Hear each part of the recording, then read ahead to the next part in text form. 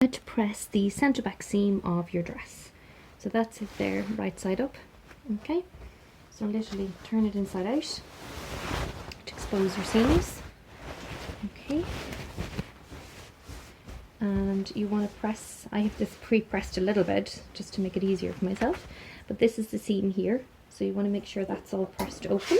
So you're opening your seam allowances all the way up to the top. So it's really important to get right up into that point there, okay, and do the same with your fabric. Make sure your centre back seam is nice and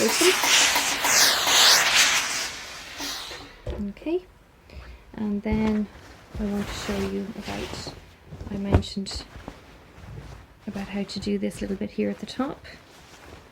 So my trick here is to make sure that this section is actually pressed open first, okay?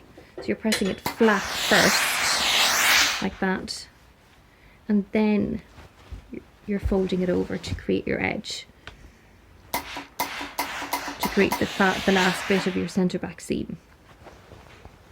Just to show you that again, you're making sure that's open, okay? And then you can roll it really perfectly along that edge. And then when you've turned it through, you want to do a top press.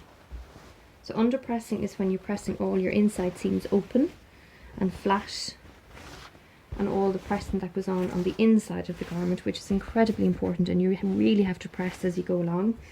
And then top pressing is on the outside. So you can see that's sitting lovely and flat at that point. Where a slit is, there's no puckers. That's because you slit into the seam allowance before you turned it through. That's why that's sitting nice and flat. And that's it. That is how you press the centre back seam of the dress.